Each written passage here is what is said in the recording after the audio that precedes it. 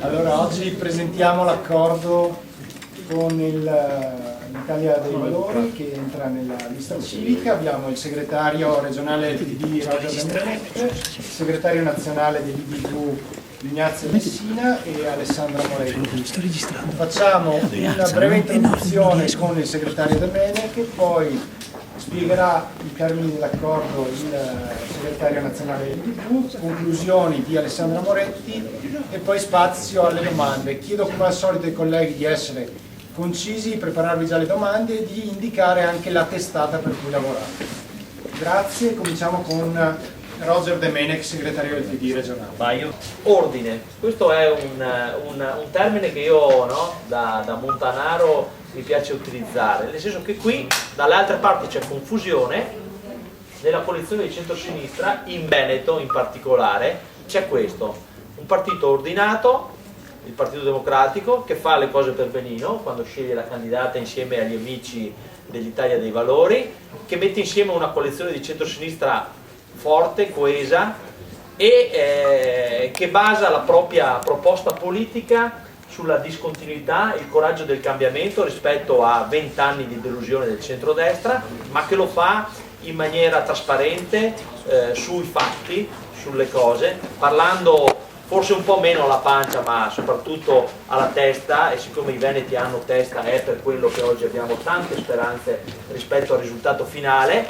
Insomma, e quindi io oggi volevo anche testimoniare la soddisfazione del Partito Democratico che rappresento, del Veneto, perché questa volta rispetto anche al recente passato in Veneto è stato e stiamo costruendo un laboratorio assolutamente virtuoso, di buona politica, di buona amministrazione, anche oggi presentando questo accordo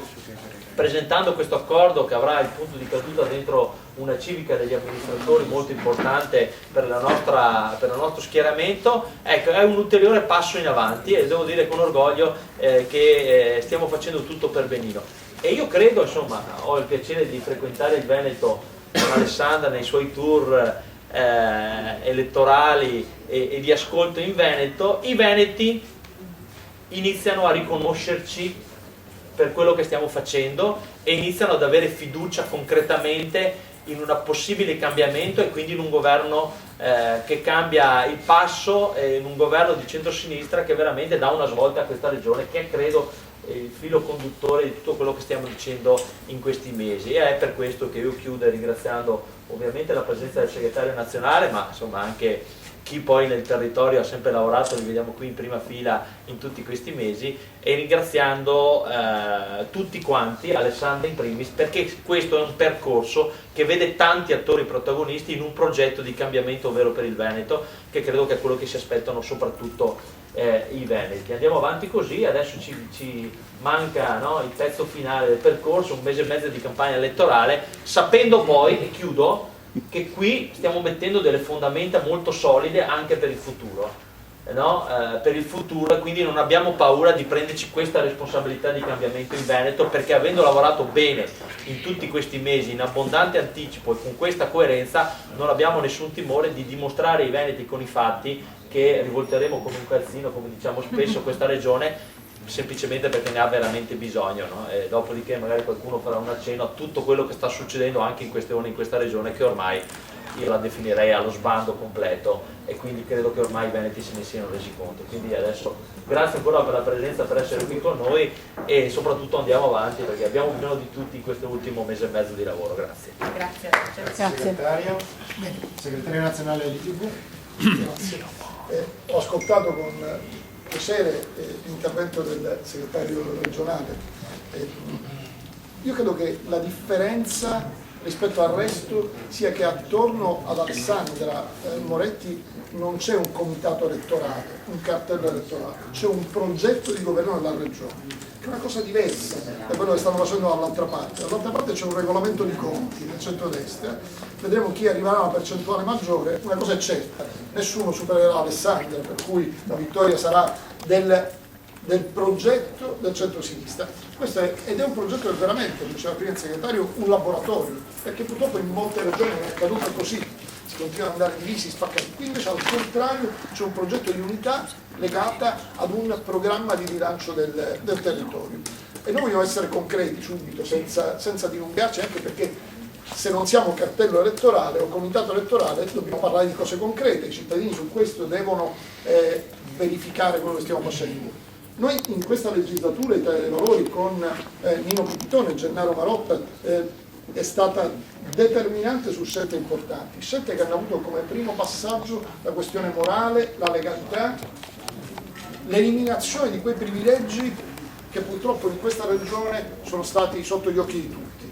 E allora ecco un primo impegno, io farò quasi l'intervistatore e chiederò degli impegni, ma un primo impegno che noi vogliamo porre è quello di eliminare i vitalizi ai consiglieri regionali condannati. Noi dei Italia dei Valori abbiamo fatto di più, sapete domani c'è una ricorrenza, è una ricorrenza a mio avviso straordinariamente importante, non per il contenuto in sé economico, ma per il valore morale che ha nel Paese. Domani si riuniscono il Presidente della Camera e il Presidente del Senato, Boldrini e Grasso, per decidere se eliminare o meno i vitalizi ai parlamentari condannati, Dell'Utri, Previti, cioè chi più ne ha più ne metta.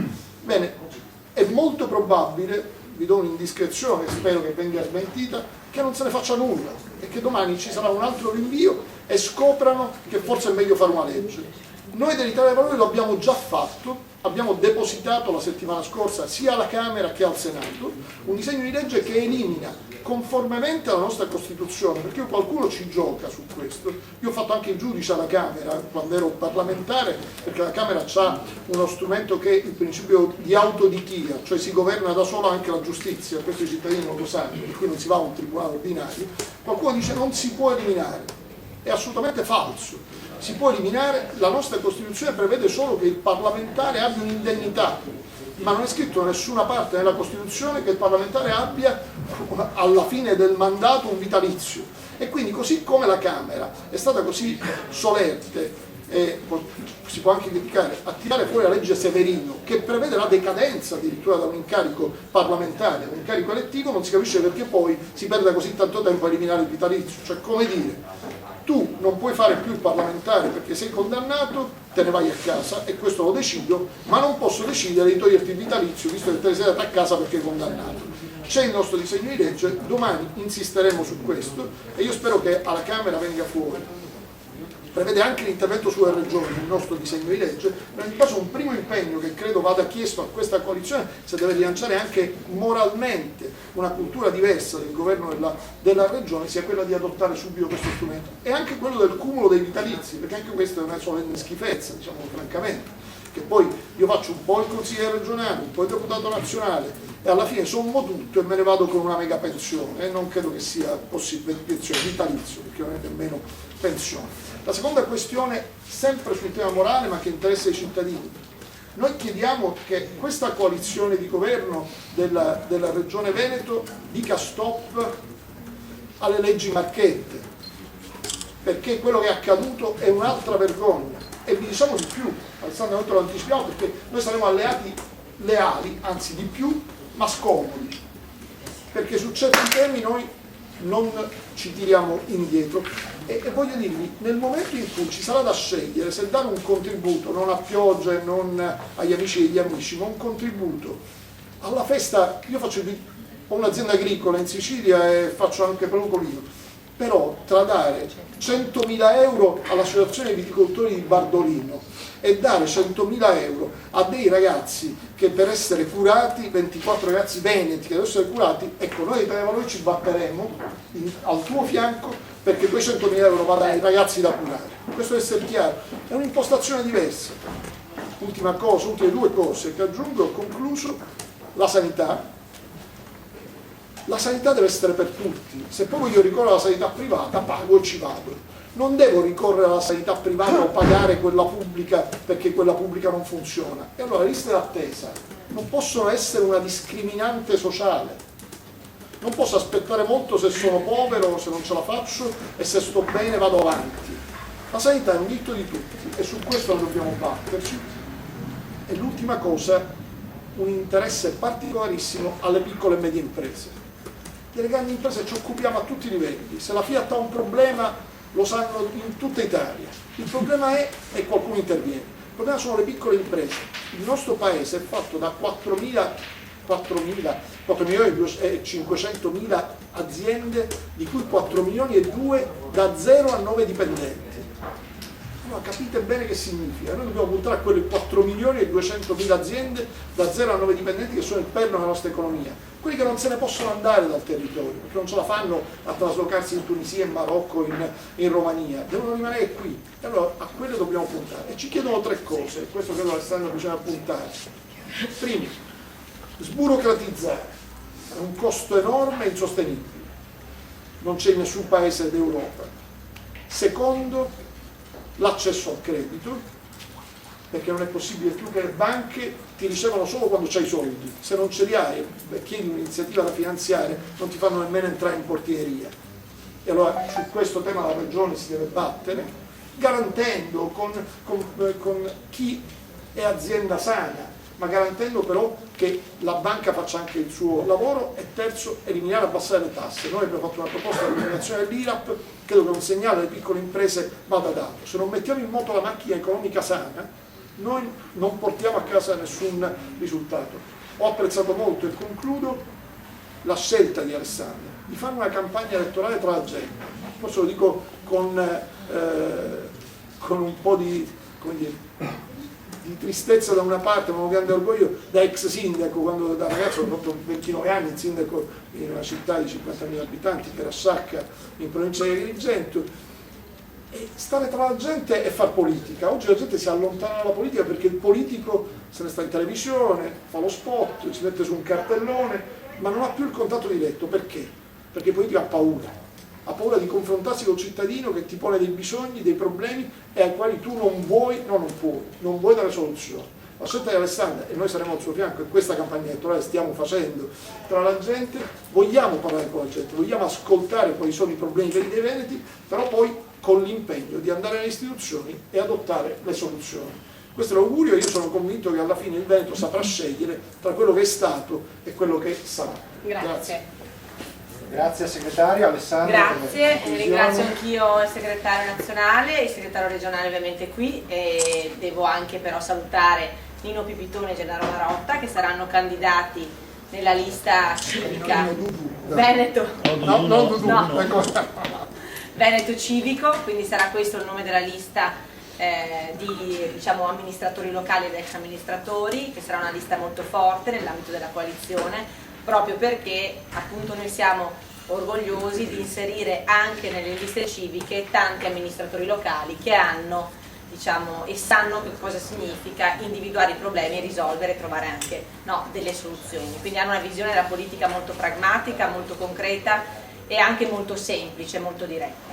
Quindi li ringrazio anche perché con l'IDV abbiamo condiviso la sfida delle primarie, una bellissima occasione per dimostrare come la coalizione di centrosinistra fosse in grado di scegliersi, e quindi attraverso il coinvolgimento dei cittadini, il candidato. E quindi io ho apprezzato molto che insieme a me, Simonetta Rubinato, ci fosse anche Nino Pipitone. È stata questa un lavoro che abbiamo fatto in questi mesi insieme a Roger, insieme al segretario nazionale. Ci siamo sentiti più volte sui temi, sui contenuti, sui programmi, perché le alleanze oggi si devono fare su questo, cioè su una nuova visione, sulle idee, sul progetto che abbiamo per il Veneto del domani, e non semplicemente per una questione di poltrone, di spartizioni, di poteri.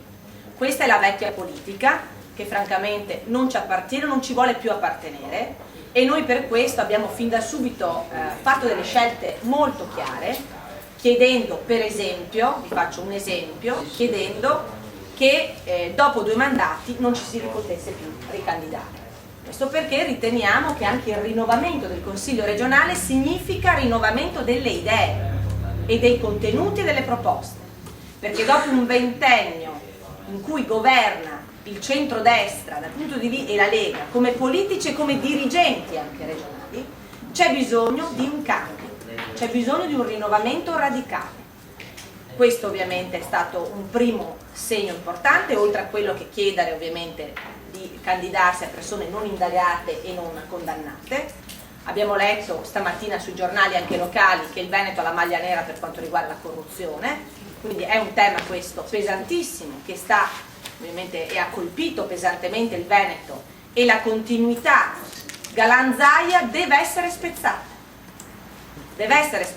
passando dalle parole ai fatti, e i fatti sono che noi abbiamo proposto subito ovviamente un passo indietro a chi appunto aveva già fatto 2 legislature, quando dall'altra parte c'è chi si candida per la 5ª volta in Consiglio regionale, dove ormai ha messo le radici, e abbiamo ritenuto poi già di presentare al Veneto il programma dei nostri primi 100 giorni, che riguarderà prima di tutto i costi della politica, considerati oggi odiosi privilegi, per cui noi che siamo e vogliamo stare tra la gente dobbiamo intercettare i bisogni delle persone e tradurli in proposte di legge, non attraverso fatti personali, non attraverso rinunce personali.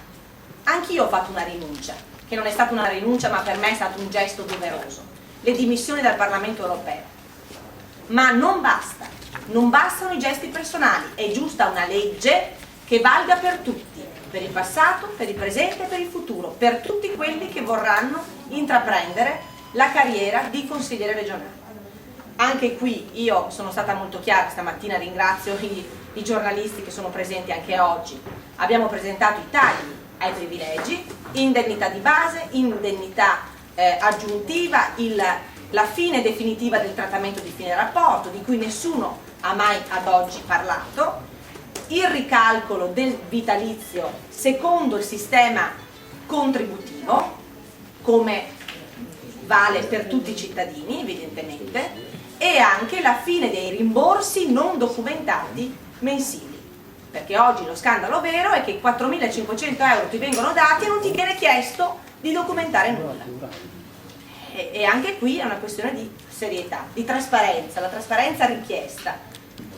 Poi c'è il tema, e tu l'hai ricordato, dei tagli non solo alla politica ma anche ai carrozzoni della politica. Penso alle 98 partecipate venete, molte delle quali hanno i bilanci in rosso, penso alle 21 USL che non sono più sostenibili, quando in Veneto c'è un USL ogni 220.000 abitanti, in Emilia un USL ogni 400.000 abitanti e in Lombardia ogni 600.000 abitanti. La riduzione delle USL non significa ridurre gli ospedali, significa ridurre il carrozzone e le indennità per i direttori generali. Con il risparmio noi riverseremo sul territorio servizi che oggi mancano e che determinano le lunghe liste d'attesa, per cui il Veneto ha una sanità che non è più un diritto ma è diventato un privilegio. Ieri siamo stati a Confindustria Verona, lì abbiamo appunto risposto a quelle che sono state le domande, e il sostegno alla piccola e media impresa significa sostegno all'accesso al credito. Noi abbiamo appunto già esplicitato quello che faremo per lavoro, impresa e sanità e costi della politica. Tra questo c'è ovviamente l'istituzione di un fondo presso Veneto Sviluppo che sostenga il 33% a fondo perduto del finanziamento richiesto da un giovane, da una donna, da un imprenditore che ha un'idea ad alto contenuto innovativo. Perché questo? Perché le idee vanno sostenute ed è la politica che deve sostenere le idee. Lo faremo grazie ai soldi e ai fondi che arriveranno dall'Europa, che per noi è una grande alleata e non è una nemica. Nei prossimi 5 anni al Veneto arriveranno 2 miliardi di euro tra fondi sociali per appunto l'inclusione, per lo sviluppo e per il PSR, piano sviluppo rurale, quindi per l'agricoltura, 1,4 miliardi solo per l'agricoltura. Dobbiamo avere una classe politica che sia in grado di spenderli e finalizzarli ad attività utili. Purtroppo il Veneto per l'Unione Europea è una delle regioni che spende meno e peggio i fondi strutturali europei. Ragione per la quale noi siamo caduti nella classifica europea in 3 anni di 20 postazioni, raggiungendo il 159° posto nella classifica delle regioni più competitive. Il Veneto merita di più, perché guardate, girando come stiamo facendo il Veneto, 404 comuni e 70 aziende visitate, io vi posso e ci possiamo sentire orgogliosi del tessuto economico, produttivo e sociale della nostra terra, che è ed ha mantenuto livelli di questo tipo nonostante, mi verrebbe da dire, la politica regionale. Cioè siamo quelli che siamo nonostante la politica regionale. Allora il mio pensiero è: se tutto questo tessuto economico, produttivo e sociale avesse anche a fianco una politica all'altezza, il Veneto non sarebbe secondo a nessuno. E noi è questo che vogliamo fare nei prossimi 5 anni. Un progetto per l'impresa, per lo sviluppo, per il sociale, per il lavoro, che punti a riportare il Veneto ad essere il leader dello sviluppo economico nazionale ed europeo. Questa è la sfida. E per tutte le sfide bisogna avere coraggio e determinazione.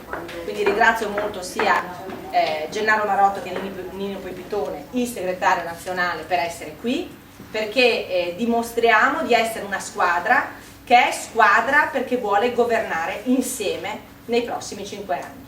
Grazie. Prego.